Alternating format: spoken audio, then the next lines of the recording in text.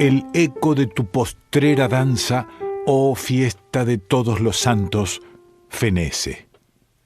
La orquesta penetró en el mesón.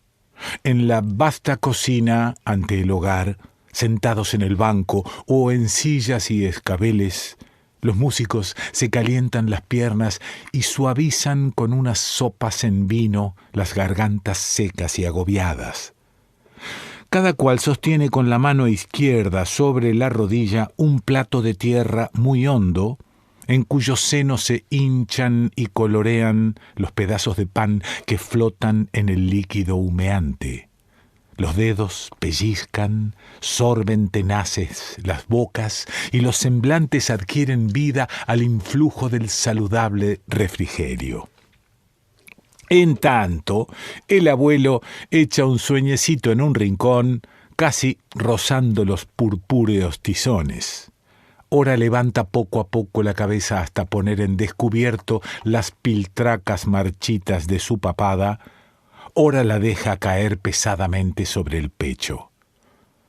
Media docena de jóvenes payeses, bien trajeados y rasurados, con las berretinas encrestadas en la cabeza con esmero coquetón y luciendo a guisa de joyas unos brotes de albahaca en las orejas, conversan de pie, formando corro detrás de los músicos.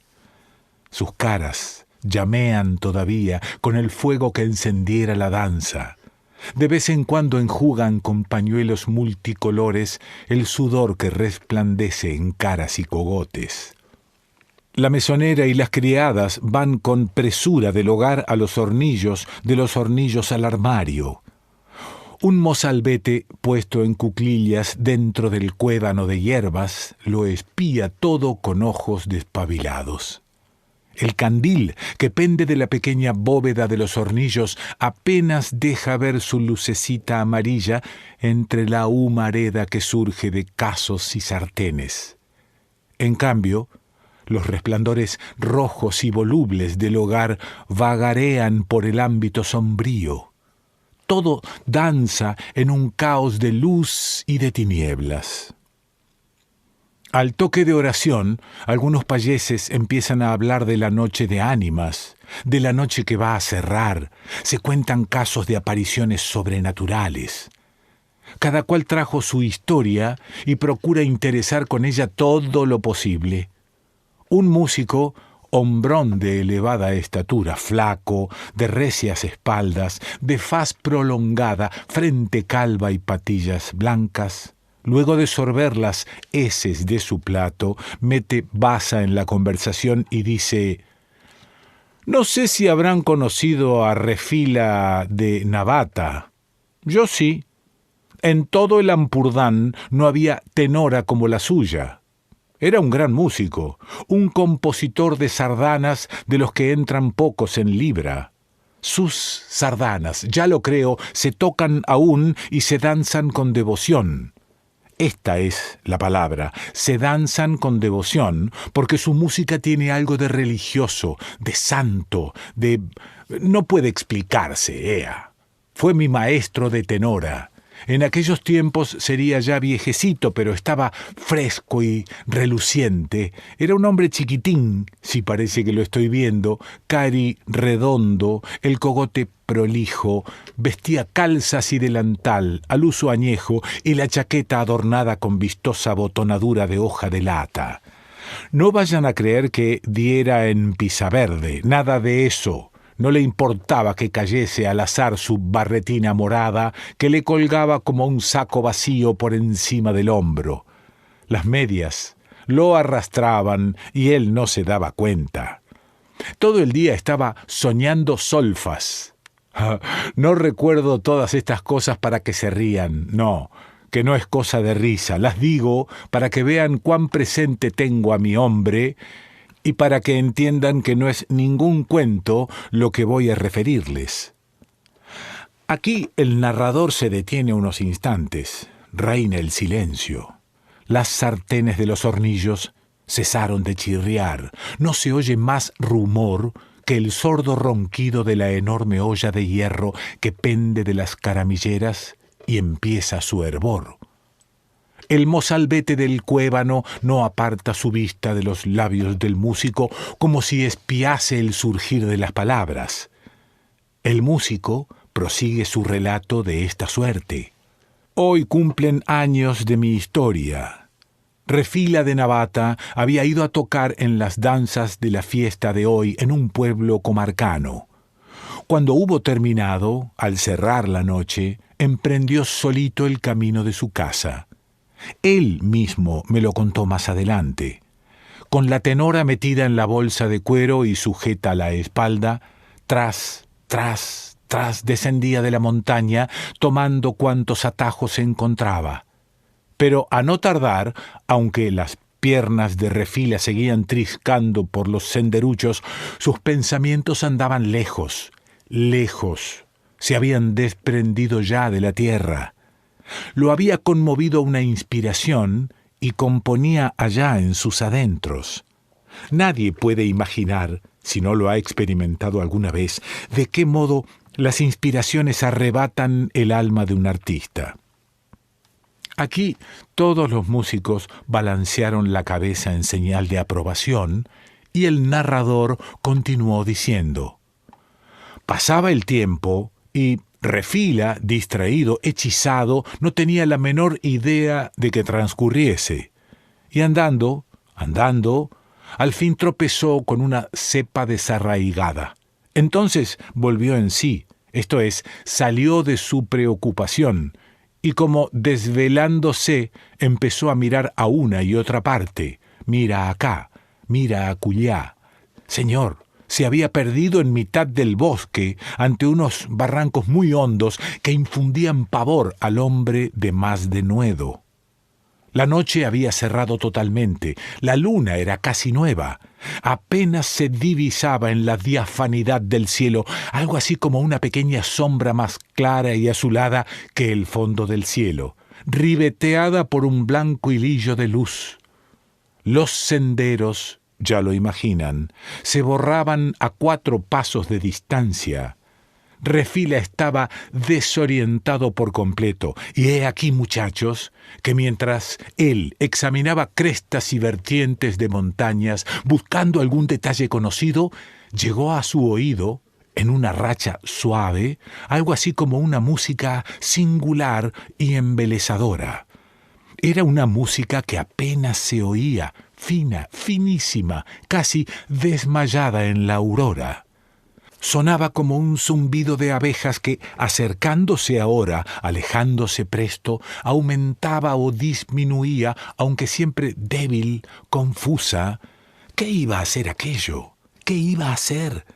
Al principio Refila se creyó juguete de una ilusión, que le zumbaban las orejas, que una expansión de la sangre murmuraba las armonías soñadas durante la marcha, pero ya no tardó en venir el desengaño. Aquella música no se parecía a nada que él hubiese nunca imaginado u oído. Era un nuevo aire de sardana, apacible, melancólico, que se apoderaba del corazón, despertando en él las más dulces ilusiones de la vida pasada. Llevaba el alma un recuerdo parecido al del placentero son de los primeros besos de amor, pero al mismo tiempo despertaba una tristeza honda, muy honda. Jesús mío, lástima que por la obscuridad no se pudiese escribir media palabra, de lo contrario, Refila hubiese apuntado las maravillas que llegaban a su oído. Solo podía escuchar, eso sí, y para lograrlo mejor, poquito a poco echó a andar hacia el paraje de donde parecía llegar el zumbido armonioso. Calló el músico por breve espacio, suspirando. La mesonera y las sirvientas habían vuelto la espalda a los hornillos y atendían boquiabiertas, con ojos amilanados. No se oía a nadie ni respirar, solamente se distinguía el sordo roncar de la olla enorme de hierro que hervía colgada de las caramilleras. Al cabo de escaso tiempo, el narrador continuó su relato del modo siguiente. Refila de Navata no se acordaba de su casa, ni de su familia, ni del camino perdido. No le movía más anhelo que el de impregnarse de aquella finísima corriente de armonía cuyo rastro andaba siguiendo. Refila era músico en cuerpo y alma. Al sortear un avance de la sierra, divisó en una hondonada brumosa un lugarcillo lejano que parecía dorado a la luz de la celistía. Se encaminó hacia allá. A medida que avanzaba, los sones seductores se oían más claros, menos inciertos. ¡Adelante! Chocó de pronto con una pared revestida de hiedra, una pared muy baja, tras la cual se extendía una salceda compacta y frondosa. Surgía de allí una húmeda vaharada, así como de tierra agitada o regada poco ha. ¡Pardiez! Allí se danzaba. Refila oía las pisadas de la gente, unas pisadas continuas, acompasadas, dóciles al aire musical. Era indudable. A la sombra de aquellos árboles se danzaba la sardana sin más luz que la de las estrellas.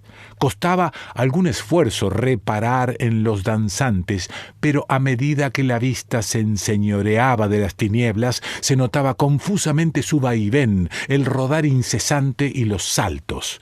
Era gente angulosa y deplorable. Sus pies daban en el suelo con crujido áspero, seco. Algunos llevaban los pliegues de la ropa tachonados de una tierra que con el movimiento se iba desprendiendo y caía con rumores tenues de llovizna.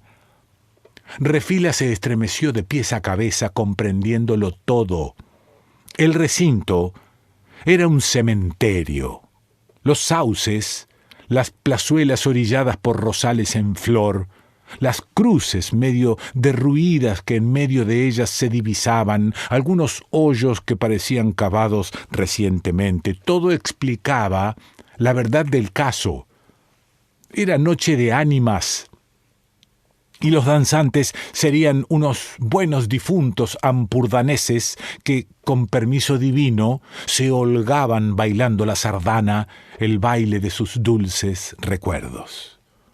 Los músicos, encaramados sobre una antigua tumba, aterciopelada por el musgo, tocaban sus tenoras y caramillos con apagado aliento que no llegaba jamás a hinchar sus mejillas hundidas. Y con qué finura y exquisitez seguían tocando. Su música era suave, embelezadora, se apoderaba del corazón, despertaba en él las ilusiones de la vida pasada, pero al mismo tiempo derramaba una congoja muy lastimera. ¡Jesús mío! Refila no se cansaba de escuchar. A pesar del miedo que sentía, el pobrecillo no hubiera sabido arrancarse a aquel deleite, y entre tanto la sardana se acercaba hacia el lugar en que se hallaba, y los cuerpos glaciales de los bailarines exhalaban un cierzo sepulcral, un airecillo cortante que los rosales experimentaban desde muy lejos. Vaya si hería a los rosales.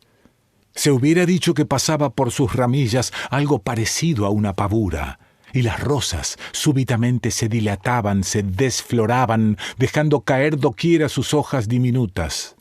Refila sentía también aquel frío en la cabeza, en el pecho y en la médula de los huesos, y no tenía ya fuerzas para huir, y sus piernas se doblaban y sus párpados cerrábanse con sueño invencible, despótico como el de la muerte. Pobre Refila de Navata.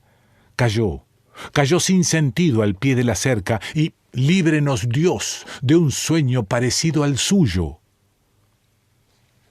Aquí el narrador calla suspirando, inclinando sobre el pecho la cabeza meditabunda. Se oye al mismo tiempo el canto lejano de un gallo, cual una queja prolongada y misteriosa. Todos se estremecen. El mozalbete del cuébano vuelve el rostro, pálido y azorado. Creyó sentir un aliento frío que le escarolaba los pelos del cogote. Tras una larga pausa, el músico suspira de nuevo y dice: «Mundo, mundo, albergue de San Dios, ¿Saben lo que la gente supuso cuando Refila contó lo que le había ocurrido? Pues nada, que el relente de otoño le había atacado el cerebro y había deshojado las rosas. Y los médicos que lo visitaron, porque desde entonces acá siempre estuvo enfermo, flaco, abatido, sin colores, ¿saben lo que dijeron?